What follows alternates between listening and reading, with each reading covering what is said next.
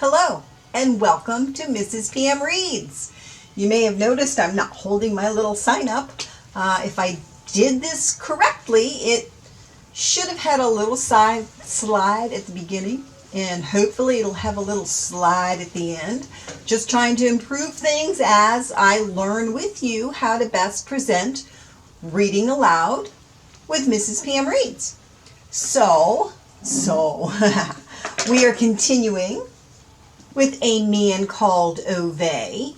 We are in chapter 30. That's why I thought it was a good time to try something different. I have the windows open. I have the shades drawn, but the window's open, so you may hear some leaves rustling. It's quite a lovely day here today. In chapter 29, Ove had Parvana drove Ove to a cafe where the boy who wants to fix his bike works, and he saw the owner having a problem and he helped the man fix it. Ove seems to be a fix-it kind of guy.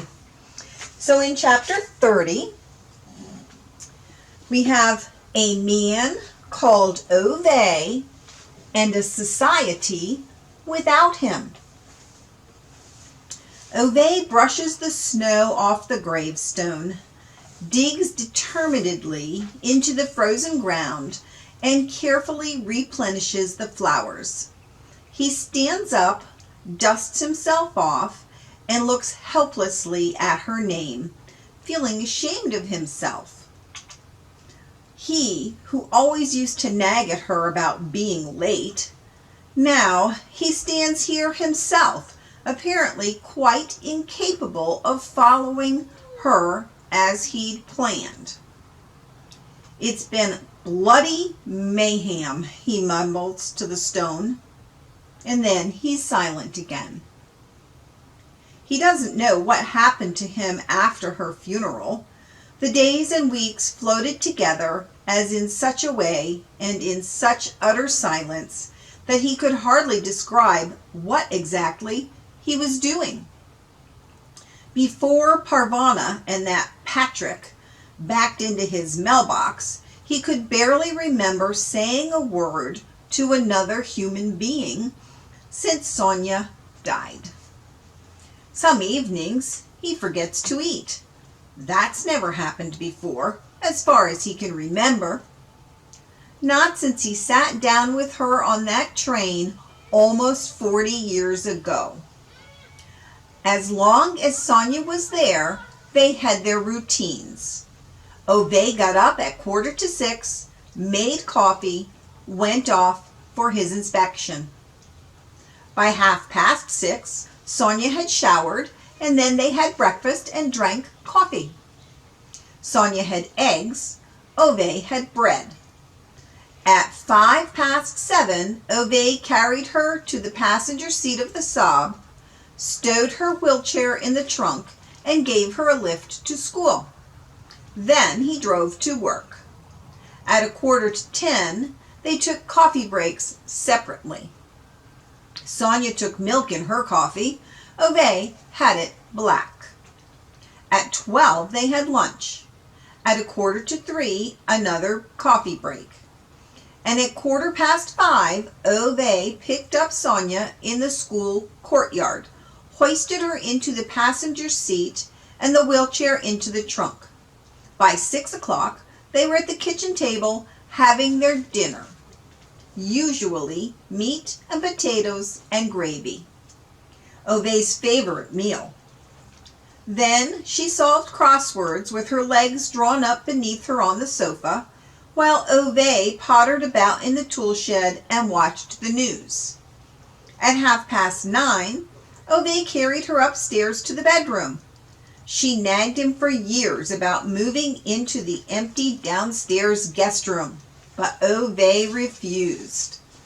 After a decade or so, she realized that this was his way of showing her that he had no intention of giving up, that God and the universe and all the other things would not be allowed to win, that the swine could go to hell. so she stopped nagging him. On Friday nights, they sat up until 10:30 watching television. On Saturdays, they had a late breakfast, sometimes as late as 8. Then they went out to do their errands: the building supply store, furniture shop, and garden center.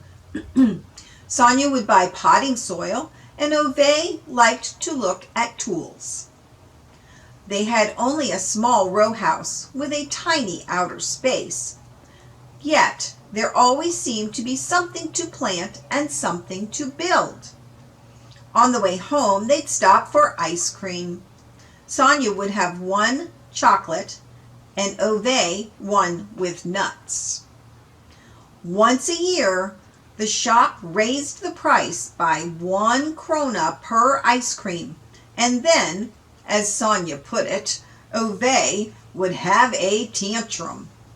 When they got back to the house, she'd roll out the little terrace door onto the patio, and Ove would help her out of the chair and gently put her on the ground so she could do some gardening in her beloved flower beds.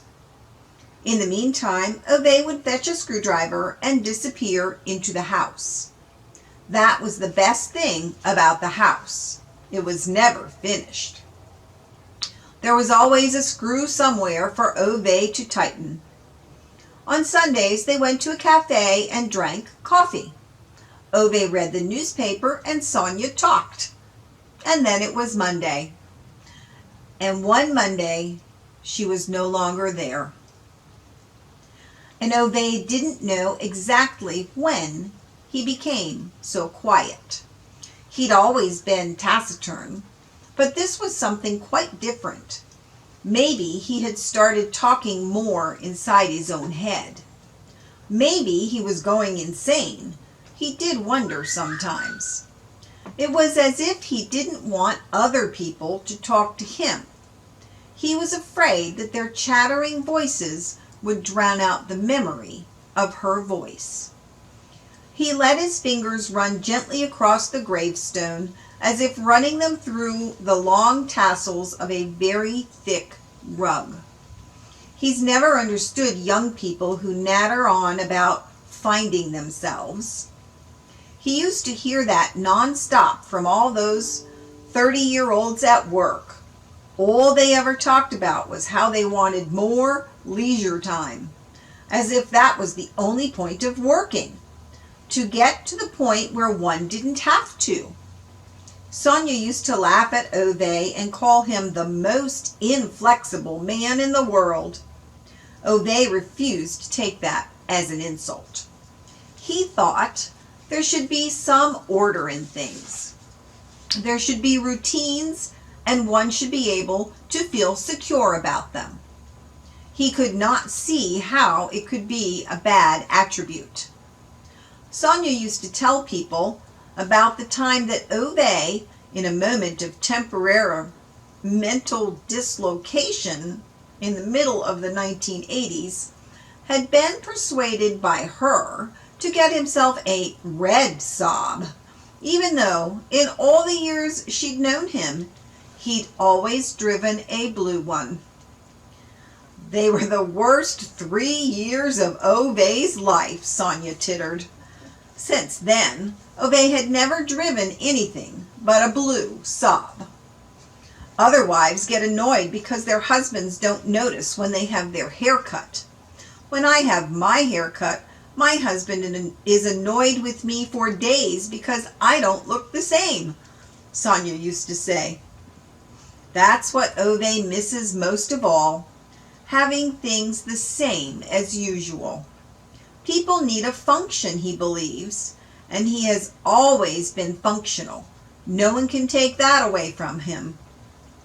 It's 13 years since Ove bought his blue Saab 959-5 station wagon. Not long after, the Yanks at General Motors bought up the last Swedish-held shares in the company. Ove closed the newspaper that morning with a long string of swear words that continued into a good part of the afternoon. He never bought a car again. He had no intention of placing his foot in an American car unless his foot and the rest of his body had first been placed in a coffin. They should bloody be clear about that. Sonia had, of course, always read the article, and she had certain objections to Ove's exact version of events regarding the company's nationality, but it made no difference. Ove had made up his mind, and now he was fixed on it. He was going to drive his car until either he or it broke down. Either way, proper cars were not being made anymore, he decided. There was only a lot of electronics and crap inside them now, like driving a computer. You couldn't even take them apart without the manufacturers whining about invalid warranties. So it was just as well. Sonia said once that the car would break down with sorrow the day Ove was buried, and maybe that was true. But there was a time for everything, she also said. Often. For example, when the doctors gave her the diagnosis 4 years ago, she found it easier to forgive than Ove did. Forgive God and the universe and everything. Ove got angry instead. Maybe because he felt someone had to be angry on her behalf, when everything that was evil seemed to assail the only person he'd ever met who didn't deserve it. So he fought the whole world. He fought with hospital personnel, and he fought with specialists and chief physicians. He fought with men in white shirts and the council representatives who, in the end, grew so numerous that he could barely remember their names. There was an insurance policy for this, another insurance policy for that. There was one contact person because Sonia was ill, and another because she was in a wheelchair. Then a third contact person so she did not have to go to work, and a fourth contact person to try to persuade the bloody authorities that this was precisely what she wanted, to go to work. And it was impossible to fight the men in white shirts, and no one could fight the diagnosis. Sonia had cancer.